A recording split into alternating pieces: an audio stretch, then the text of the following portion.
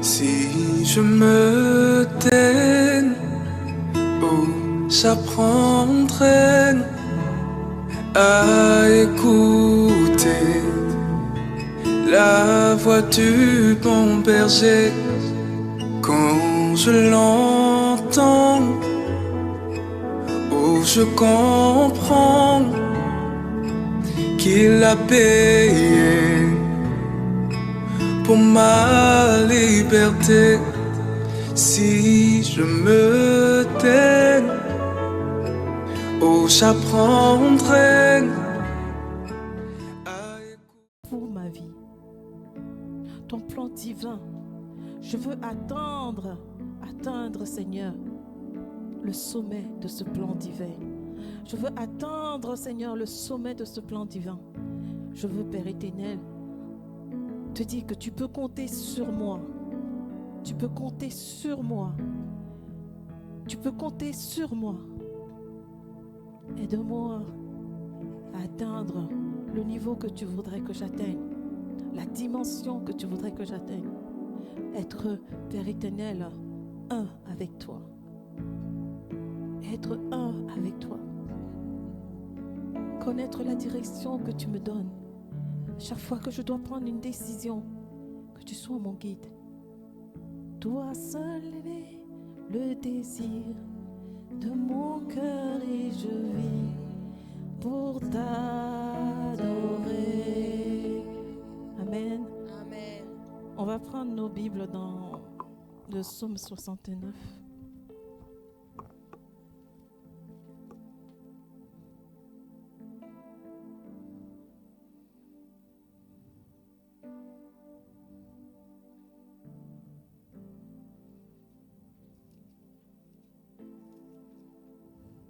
À partir du verset 9, le psaume 69, verset 9. 69, verset 9.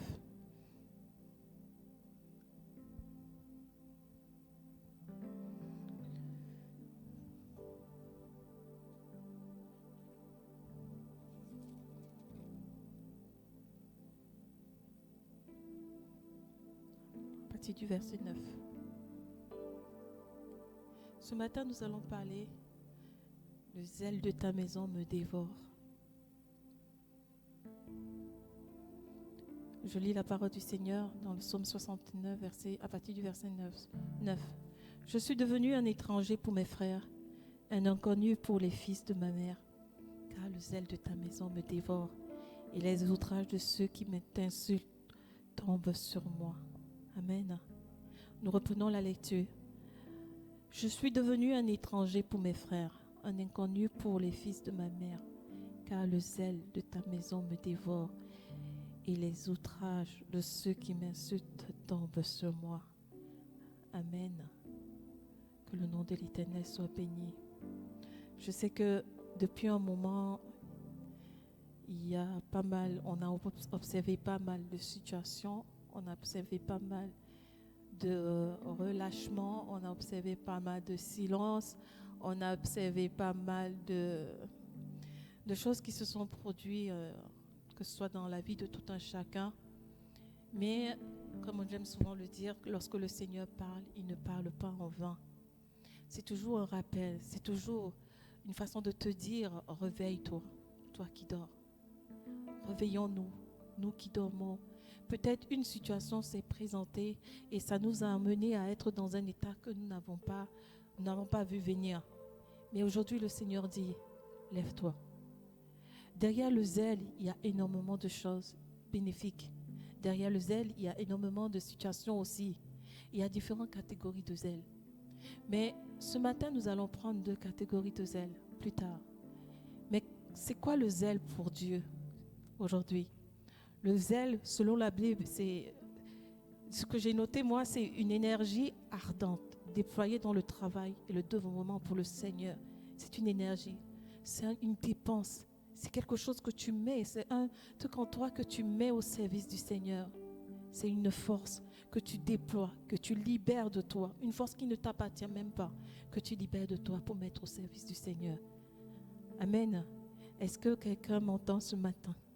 Est-ce que Le message, enfin, le thème n'est pas compliqué, j'espère, hein, mais c'est important. C'est important que le peuple de Dieu se réveille. La parole de Dieu nous dit, nous ne connaissons ni l'heure ni le jour, mais seul le Seigneur sait toutes choses. L'heure, quand il viendra, lui seul il sait. Et aujourd'hui, lorsqu'il nous parle, lorsqu'il nous rappelle certaines choses, c'est pour que s'il y avait des situations, des positions dans nos vies, que nous puissions être changés, que nous puissions les changer, que nous puissions passer à autre chose. Je ne voulais pas, j'avais ce message, j'avais ce thème depuis plusieurs moments, mais j'ai hésité avant de le donner. Parce que tout ce que Dieu fait, il ne fait même pas en vain. C'est peut-être pour une seule personne, c'est peut-être pour 2 personnes. Mais déjà, premièrement, moi, je le prends pour moi. Amen. La parole de Dieu nous exhorte à être zélés pour faire le bien. Nous ne pouvons pas être zélés pour faire le mal. C'est impossible. Nous ne pouvons pas être zélés pour accomplir des choses néfastes. Quand on voit, par exemple, dans Romains 15, versets 13 à 21,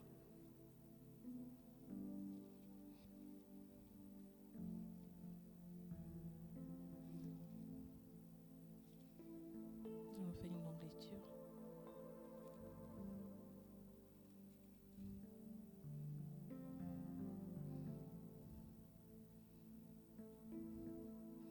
Ici, c'est Paul qui parle. Et il nous dit que le Dieu de l'espérance vous remplisse de toute joie et de toute paix dans la foi, pour que vous abondiez en espérance par la puissance du Saint-Esprit. Que le Dieu de l'espérance vous remplisse de joie et de toute paix dans la foi, pour que vous abondiez en espérance par la puissance du Saint-Esprit. Voilà déjà une première étape. En tant qu'enfant de Dieu, la volonté de Dieu, c'est que nous soyons remplis. Un enfant de Dieu, une personne qui marche avec le Seigneur, et ça me parle, ça me rappelle à des choses, ça me ramène à l'ordre. Nous devons être dans la paix, nous devons être dans une paix de foi. Nous devons être remplis d'espérance, quelles que soient les situations ou les choses auxquelles nous sommes confrontés au quotidien, nous devons être remplis d'espérance. Croire que l'impossible peut devenir possible par la puissance du Saint-Esprit. Parce que sans le Saint-Esprit, rien n'est possible. Rien n'est possible sans le Saint-Esprit. Donc, en tant qu'enfant de Dieu, nous devons déjà développer cette relation intime et profonde avec le Saint-Esprit. J'aime souvent le dire et je le redis encore, parce que sans l'aide du Saint-Esprit, il est impossible de faire des choses avec le Seigneur. C'est marcher selon la chair. Sans l'abandon total au Saint-Esprit, c'est vraiment marcher selon la chair. Et la volonté de Dieu, c'est comme il nous a dit, je ne vous laisse pas orphelins, je vous envoie le Saint-Esprit. C'est pour que chacun de nous, dans un premier temps, puisse s'abandonner véritablement au Saint-Esprit. Nous continuons au verset 14. Pour ce qui vous concerne, mes frères, je suis moi-même persuadé que vous êtes pleins de bonnes dispositions. Ça, c'est valable pour tout le monde. Remplis de toute connaissance et capables de vous exhorter les uns les autres. C'est ce que nous faisons jusqu'à présent, tous. Cependant, à certains égards, je vous ai écrit avec une sorte de hardiesse, comme pour réveiller vos souvenirs à cause de la grâce que Dieu m'a faite, d'être ministre de Jésus-Christ parmi les païens, m'acquittant du divin service de l'évangile de Dieu, afin que les païens lui soient une offrande agréable, étant sanctifiés par l'Esprit Saint. J'ai donc sujet de me glorifier en Jésus-Christ pour ce qui regarde les choses de Dieu. J'ai donc sujet de me glorifier en Jésus-Christ pour ce qui regarde les choses de Dieu, car je n'oserais mentionner aucune chose que Christ n'ait faite par moi pour amener les païens à l'obéissance par la parole et par les actes. Je reprends. Car je n'oserais mentionner aucune chose de Christ n'est faite par moi. Ici, Paul nous montre un peu ce que je disais tout à l'heure, que l'abandon total au Saint-Esprit. Paul, on prend toujours les écrits de Paul, on s'appuie sur les écrits de Paul, mais c'est un témoignage, c'est un modèle. Il nous montre ici que le seul moyen de faire accomplir avec zèle la volonté de Dieu, le plan divin de Dieu, c'est par l'abandon aussi au Saint-Esprit. Et il ne se glorifie pas de ses œuvres, il se glorifie parce qu'il montre ici que c'est par l'aide du Saint-Esprit, c'est par la puissance du Saint-Esprit, c'est par le Seigneur qu'il réussit à ramener des païens sur le chemin du Seigneur. Amen. Par la puissance des miracles et des prodiges, je crois que c'était là, oui. Par la puissance des miracles et des prodiges, par la puissance de l'Esprit de Dieu, en sorte que depuis Jérusalem et les pays voisins jusqu'en Illyrie, j'ai abondamment répandu l'évangile de Christ. Et je me suis fait honneur d'annoncer l'évangile là où Christ n'avait point été nommé, afin de ne pas bâtir sur le fondement d'autrui, selon qu'il est écrit. Ceux à qui il n'avait point été annoncé verront, et ceux qui n'en avaient point entendu parler comprendront aussi. Ici, on voit un peu tout ce que Paul nous explique dans son parcours un peu. On ne va pas revenir sur l'histoire de Paul, mais à travers ce passage, on voit ici que Paul nous dit il faut être zélé. Avoir du zèle, c'est être dévoué ou être enthousiasmé pour quelque chose. Avoir du zèle, c'est être volontaire, énergétique et motivé. Avoir du zèle, dans le sens de Dieu, c'est lui être dévoué tout en se considérant comme un missionnaire de Dieu. Aujourd'hui, ma question c'est, comment tu te vois? Te considères-tu comme un missionnaire? Te considères-tu comme simplement un chrétien qui vient à l'église, qui s'assoit et qui fait ce que lui, il a envie de faire, qui écoute la parole du Seigneur, qui prêche simplement? Te considères-tu comment? Comment est-ce que tu te considères? Est-ce que tu te vois comme quelqu'un qui est zélé, que Dieu peut dire aujourd'hui, je suis un homme zélé, je suis une femme zélée? Il ne s'agit pas simplement d'être zélé pour poser des actes externes ou bien poser des actes qu'on reconnaisse que tu as fait quelque chose. Mais ici, Dieu nous parle de lui. Il nous parle de poser des actes pour la gloire de son nom, d'être zélé pour son service. Et cela demande beaucoup de sacrifices, ça doit dire que tu seras confronté à des combats. Beaucoup de gens pensent que le zèle, être zélé, c'est facile. Ce n'est pas facile. Mais on est confronté à des combats, on est confronté à des situations auxquelles on ne s'y attend pas. On est confronté même au rejet avec le zèle. On est confronté à l'incompréhension. On est confronté à énormément de choses avec le zèle. Si on prend Romains 12, verset 11, le Seigneur nous dit dans Romains 12, verset 11, « Ayez du zèle et non de la paresse. » Ayons du zèle et non de la paresse, avec un esprit fervent. Ayons du zèle et non de la paresse, avec un esprit fervent. Je vais rentrer un peu dans un petit détail pour parler de différents types de zèle. Il y a un premier zèle, j'ai pris que 2 types de zèle. Le zèle malsain. On va prendre ici Galates 1, verset 16. Verset 1 à 16. C'est un peu l'histoire de Paul que nous connaissons et qui était zélé pour les choses dans tout ce qui concernait les traditions des pères. Paul se justifie qu'il agissait avec ignorance à travers ce passage-là. Donc on prend Galates 1, verset 1 à 16. Je fais la lecture. Paul, apôtre, non de la part des hommes, ni par un homme, mais par Jésus-Christ et Dieu le Père, qui l'a ressuscité des morts. Et tous les frères qui sont avec moi aux églises de la Galatie, que la grâce et la paix vous soient données de la part de Dieu le Père et de notre Seigneur Jésus-Christ, qui s'est donné lui-même pour nos péchés, afin de nous arracher du présent siècle mauvais, selon la volonté de notre Dieu et Père. À qui soit la gloire au siècle des siècles. Amen. Je m'étonne que vous vous détourniez si promptement de celui qui vous a appelé par la grâce de Christ pour passer à un autre évangile. Non, pas qu'il y ait un autre évangile, mais qu'il y a des gens qui vous troublent et qui veulent renverser l'évangile de Christ. Mais quand un ange du ciel annoncerait un autre évangile que celui que nous vous avons prêché, qu'il soit anathème. Nous l'avons dit précédemment, et je le répète à cette heure, si quelqu'un vous annonce un autre évangile que celui que vous avez reçu, qu'il soit anathème. Et maintenant, est-ce la faveur de Dieu que je désire ou celle de Dieu? Est-ce je recherche à plaire aux hommes? Si je plaisais encore aux hommes, je ne serais pas serviteur de Christ.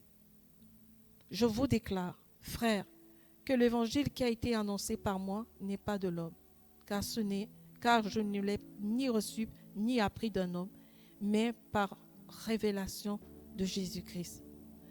Vous avez su en effet quelle était autrefois ma conduite dans le judaïsme, comment je persécutais ou à outrance et ravageais l'église de Dieu, et comment j'étais plus avancé dans le judaïsme que beaucoup de ceux de mon âge et de ma nation, étant animé d'un zèle excessif pour les traditions de mes pères.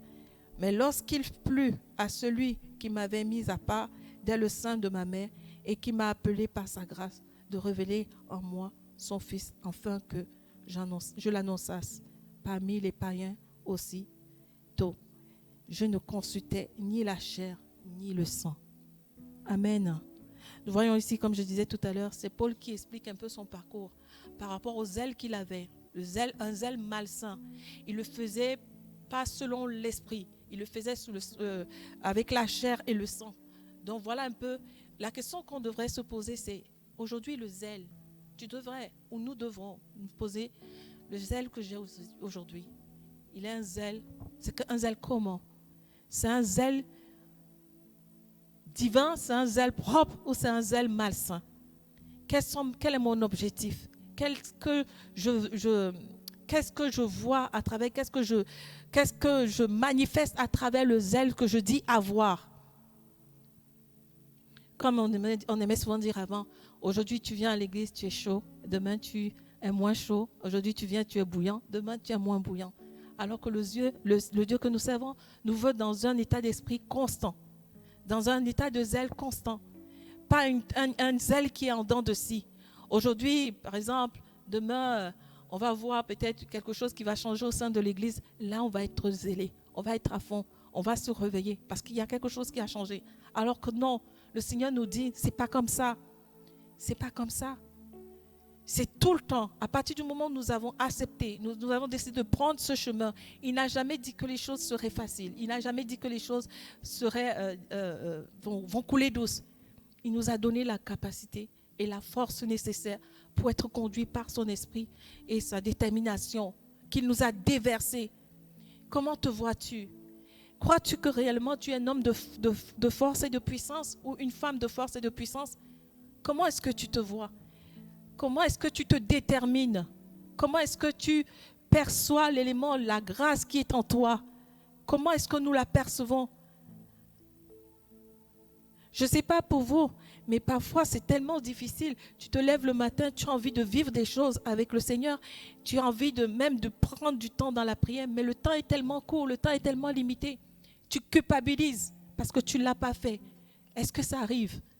Est-ce que ça nous arrive? Peut-être tu as même reçu le Seigneur qui te dit, prie pour telle situation, tu l'as dans ton esprit. Peut-être pour un frère, tu as le nom d'un frère ou d'une sœur dans ton esprit parce que tu t'es levé le matin. Moi, c'est un exemple que je prends parce que c'est quelque chose, je ne comprenais pas avant. Mais le Seigneur te met à cœur, prie. Tu l'entends, prie. Mais tu vas qu'à autre chose. Parce que quelque part, tu es confronté à quelque chose qui a ralenti ton zèle. Tu es confronté à quelque chose qui t'a alourdi. Aujourd'hui, on ne peut pas se cacher. Il y a une lourdeur, il y a un ralentissement. Mais pourquoi? Qu'est-ce qui a créé cela? Qu'est-ce qui a manifesté cela au sein de l'Assemblée aujourd'hui? Qu'est-ce qui a déclenché cela? C'est la question que nous devons nous poser. Si nous disons que nous sommes des soldats de l'Éternel, si nous disons que nous sommes une armée céleste de Dieu, la dernière fois lors de l'enseignement de jeudi, j'ai dit demandons au Seigneur régulièrement, je vous assure, lorsque vous allez le faire, mais vraiment d'un cœur sincère, Dieu vous révélera votre nature surnaturelle, votre nature spirituelle. Et ça va changer beaucoup de choses. Si tu crois vraiment que le Seigneur t'a révélé quelque chose et t'a amené à comprendre qui tu es spirituellement, ça change la donne. Ça change la donne. Beaucoup perdent le zèle parce qu'on ne connaît pas quelle est notre nature spirituelle. Beaucoup relâchent parce que tu ne connais pas ta nature spirituelle. Mais si tu connaissais ta nature spirituelle, tu verrais les choses différemment. Tu vivrais ta vie différemment. Tu mangerais même différemment. On te prendrait même pour quelqu'un qui a perdu la tête, qui ne comprend pas les choses. Tu es complètement à l'opposé de tout le monde. C'est ce que le zèle déclenche. Parce que tu as ta relation, tu as ta connexion, tu as ce truc avec le Seigneur qui fait que tu es une personne spéciale. Alors réveillons-nous, relevons-nous. Quel que soit ce que nous avons vécu dans le passé, cela ne définit pas notre avenir. Cela ne définit pas qui nous sommes aujourd'hui. C'est ce que Dieu décide que nous serons demain qui détermine tout. Même si quelqu'un se lève de nulle part, oui, on te trouve peut-être lent à faire des choses. Mais c'est aussi un appel. Si on te dit, par exemple, quelqu'un vient te dire, écoute, j'ai l'impression que tu fais peut-être ça comme ça, tu devrais.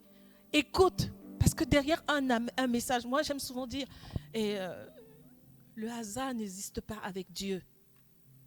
Une parole sortie de la bouche d'une personne, ce n'est pas une parole vaine. Ça veut dire qu'il y a quelque chose. Ça veut dire qu'il y a un message. J'aime souvent prendre l'exemple sur des enfants. Un enfant qui se lève le matin et qui vient te parler, ou bien qui vient juste te poser un acte vis-à-vis de toi, ça peut être ton enfant ou pas ton enfant, même n'importe qui. Il y a un message caché derrière. C'est aussi ce qu'on appelle marcher par l'esprit et discerner les choses. Si nous savions réellement qui nous sommes spirituellement. Je me rappelle à une période où je priais beaucoup et je faisais toujours le même rêve, le même songe.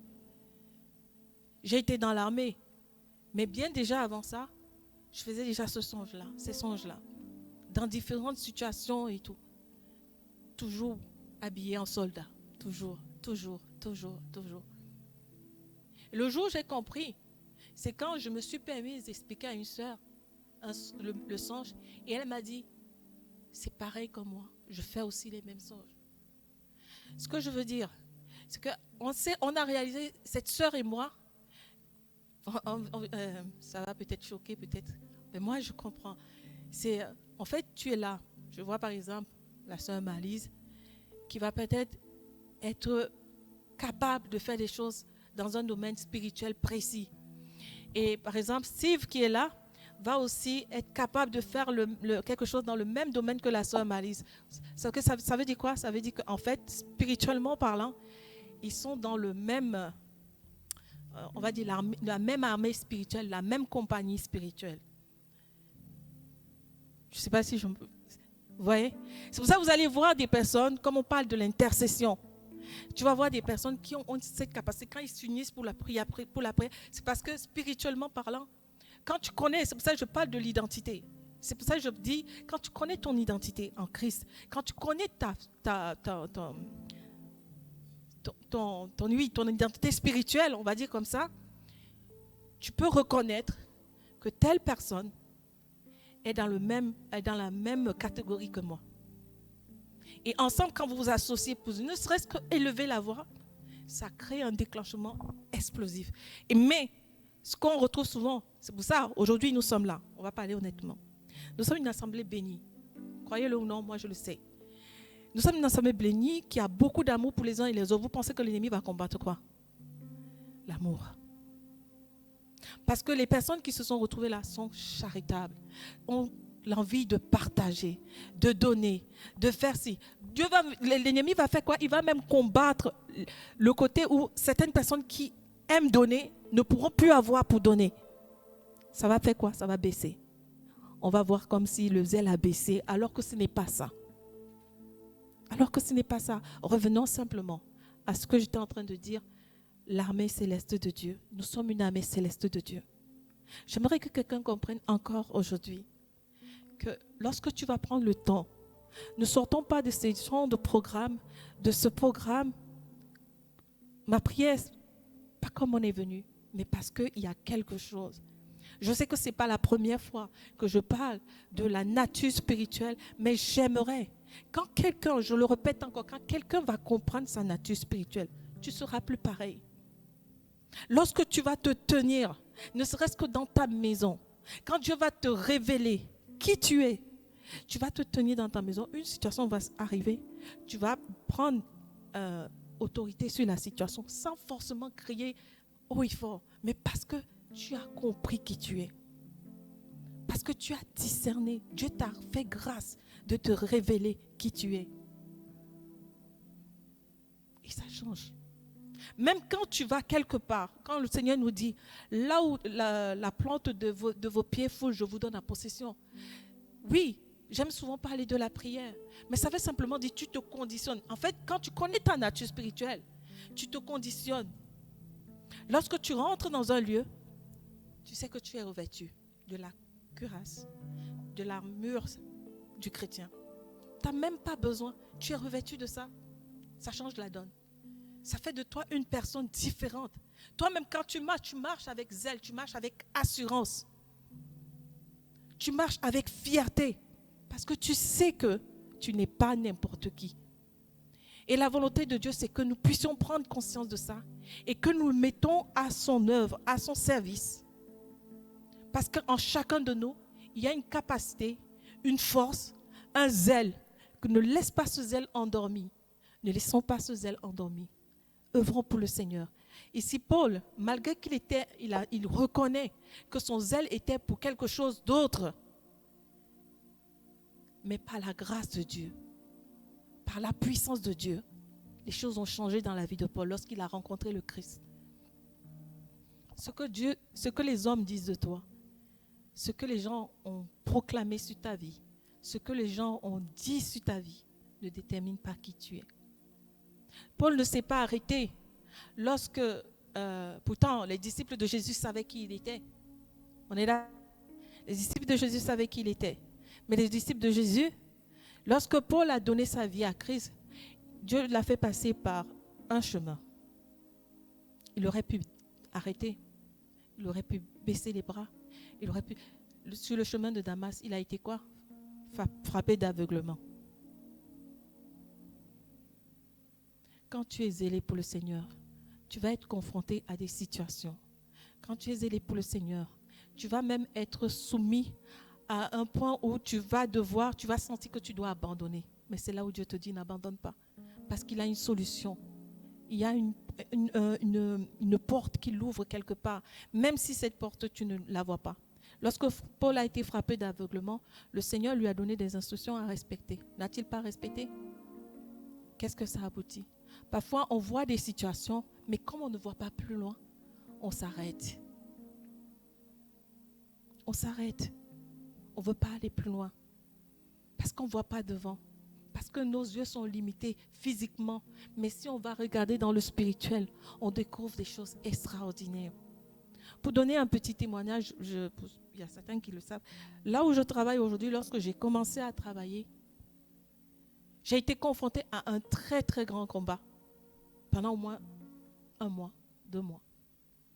Et la grâce que Dieu m'a accordée, c'est que pendant ces 2 mois, c'était tellement difficile. C'était tellement difficile que je ne pensais même pas tenir plus longtemps. Je disais au bout de 6 mois, dès que j'ai mon statut, parce que c'est au bout de 6 mois, tu restes avec le même statut.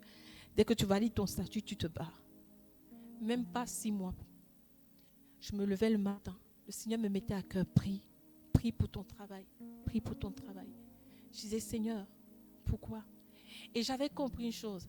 C'est que le Seigneur m'avait dit, quand tu vois une situation, ne la vois pas comme toi tu voudrais la voir ou comment tes yeux veulent te la montrer. Parfois, il y a des situations qui n'existent pas. Mais si tu lui donnes l'importance, ça prend forme. Il y a des choses parfois qui sont la physique, d'une manière physique, on les voit comme ça, mais elles n'existent pas. Mais c'est nous qui donnons forme à la chose. Expérimentez cela, vous allez voir. C'est nous qui donnons la forme à la chose et puis elle prend une gangrène, elle prend une forme et puis elle commence à agir de cette manière dans nos vies. Parce qu'on a donné forme à la chose. La situation était là. Je voyais qu'il y avait un problème au niveau de mon travail. J'étais face à un combat. Qu'est-ce que le Seigneur a fait? le Seigneur m'a retiré pendant un bon moment pour me permettre de demeurer dans un état d'esprit de prière pendant au moins 2 semaines. Mais en passant par quoi? La maladie. On pouvait trouver que la maladie, c'était une maladie normale. Mais je vous assure, j'ai été malade pour être dans la présence de Dieu. Ce n'était pas une maladie, voilà. J'ai été malade pour être dans la présence. 2 semaines de mal de tête, mal de tête. 2 semaines dans la présence de Dieu pour faire une coupure. Et après, quand il m'a ramené, il m'a dit, je suis allée voir le médecin, il m'a ramené, il me dit, j'entends le Seigneur qui me dit, maintenant c'est bon, tout repart normal. Et je suis repartie au travail. Le Seigneur a fait grâce. Les choses ont recommencé à rouler correctement. Parfois, les situations, ce n'est pas forcément qu'elles existent. Elles sont là, oui, elles peuvent être là. Mais tout dépend de l'importance qu'on donne à la situation. C'est pour dire quoi? Pour revenir un peu à l'église. Il y a une situation qui est là. Mais qu'est-ce que nous faisons? Qu'est-ce que nous avons compris de cette situation? Quelle est la direction que nous voulons donner à l'église aujourd'hui? Quelle est l'importance que nous voulons donner à l'Assemblée de Dieu? Comment nous voulons changer cette situation? Peut-être qu'on croit qui est là. Ça dépend de chacun de nous. Ça dépend de l'importance qu'on donne à la chose. Ça dépend de la détermination qu'on met dans le service de Dieu. Ça dépend du zèle. Et il y a un autre zèle, le zèle saint. C'est quand Paul agissait dans l'ignorance, il reconnaît qu'il a eu la miséricorde de Dieu à travers ce qu'il a vécu dans le passé. Il faisait des choses pour un but précis, mais là, Dieu lui a fait grâce, lui a fait miséricorde. Il a fait des choses. Quelqu'un qui a persécuté les chrétiens. Et c'est le même Paul là, que Dieu utilise aujourd'hui. C'est ce même Paul, on lit les Écritures. C'est ce même Paul qui est le personnage puissant de chacun de nous dans notre foi. Le docteur aime souvent dire que Moïse, encore la semaine dernière, il disait Moïse est son personnage biblique sur lequel il s'appuie. Oui, mais en s'appuyant sur un personnage biblique. Merci Saint-Esprit. Je voulais juste ouvrir une parenthèse. Parfois, pour nous, tous les serviteurs, très souvent, nous tous même, je vais expliquer ça par un témoignage.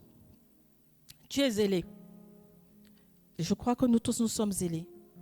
Mais j'aimerais dire à quelqu'un, ce n'est pas parce que tu ne donnes pas la parole de Dieu comme l'autre que ça veut dire que tu dois lâcher.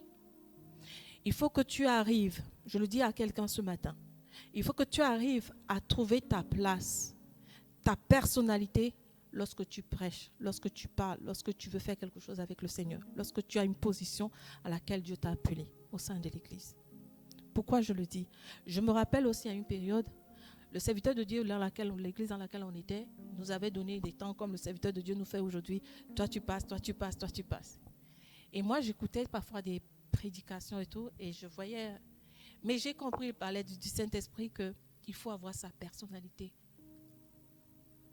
soi-même. Ne te mets pas derrière la personnalité spirituelle de quelqu'un pour dire que tu vas faire les choses du Seigneur. Ça, ce n'est pas un bon zèle, ça. Parce que devant, tu vas être confronté à des choses qui vont te faire que tu vas rétrograder. Et la volonté de Dieu n'est pas qu'on rétrograde. Donc, cherche ta personnalité. Cherche ta personne à toi-même, spirituellement parlant. Va dans la présence du Seigneur et cherche à découvrir. Mais si tu sors même de ce que tu as l'habitude de voir, de ce que tu as l'habitude de faire, la manière de prier, par exemple, de Marlise n'est pas la même manière que je vais prier. Mais parce qu'il faut que Marlise ait sa personnalité dans la prière. Il faut que Marlise ait sa personnalité dans sa façon de faire les choses. Amen. Il ne faut pas se greffer à la personnalité d'un serviteur de Dieu parce que tu l'as regardé sur Internet, parce que tu as vu ci, parce que tu as vu ça. Non, c'est un mauvais zèle, ça. Ça peut te créer beaucoup de problèmes. Amen. Le Seigneur nous recommande que chacun de nous montre le même zèle jusqu'à la fin pour que soit assurée la plénitude de l'espérance. Dans Hébreux 6, verset 11, nous désirons que chacun de vous montre le même zèle pour conserver jusqu'à la fin une pleine espérance. Être zélé pour le Seigneur pourra produire de la souffrance, c'est ce que j'ai dit, mais il ne faut pas relâcher. Amen. Nous devons prendre des résolutions. Nous devons décider de nous livrer nous donner à lui totalement. Amen. Nous donner à lui totalement. Cela implique être au service de notre prochain. Être zélé aussi pour servir notre prochain. Être zélé pour servir les choses du Seigneur. Être zélé pour accomplir fidèlement le plan que Dieu a déposé dans notre vie. Cela implique aussi nous déshabiller, nous revêtir de la véritable identité de Christ. Je crois entendre souvent qu'on dit nos œuvres parleront pour nous lorsque le temps viendra. Souvenons-nous de la parabole des 10 talents. Ne gardons pas le zèle que Dieu nous a donné pour notre intérêt personnel, mais déversons, pratiquons, œuvrons, mettons-le en exercice pour les uns et les autres, pour l'Église. Quel que soit ce que tu vis, ne lâche pas. Quel que soit ce que tu vois comme compliqué devant toi, ce n'est pas forcément ce qui est. C'est peut-être juste une apparence, quelque chose qui apparaît comme ça. Quelles que soient les situations qu'on peut voir d'une manière où on se dit là, il n'y a pas la possibilité d'atteindre un objectif. Dieu, il n'a pas dit son dernier mot. Tout dépend de ce que tu déclares de ta bouche et ce que tu penses de ce que tu veux faire et de ce que tu veux accomplir.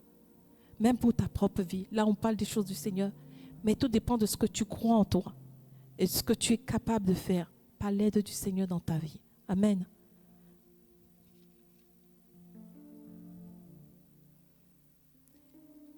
Dans Romains 13, on va finir par Romains 13, verset 14.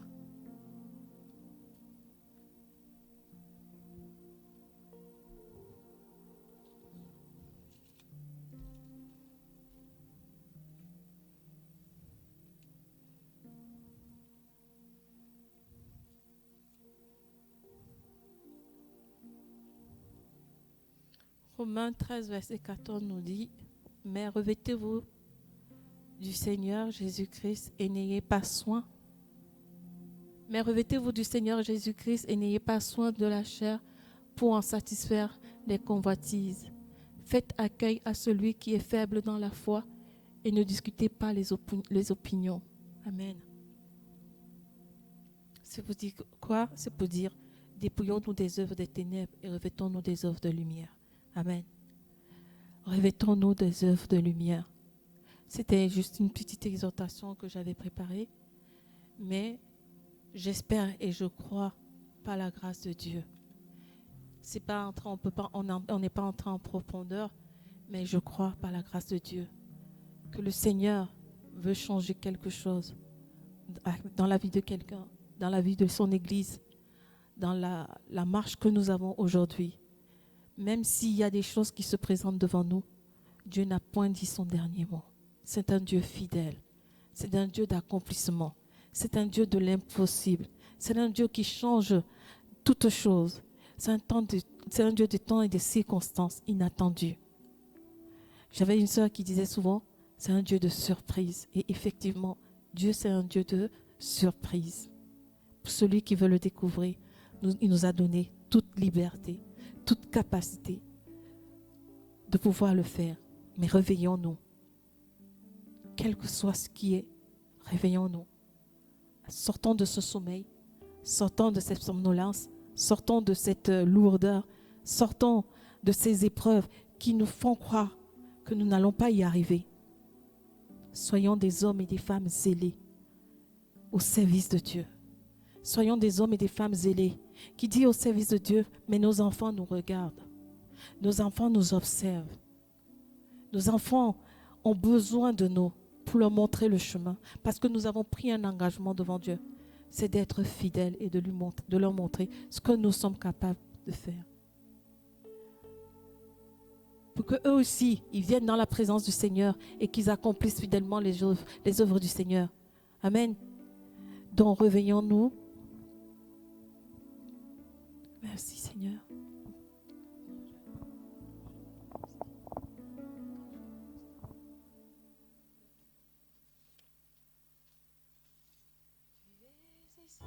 Coule, coule, coule comme un torrent. Coule, coule, coule comme un torrent.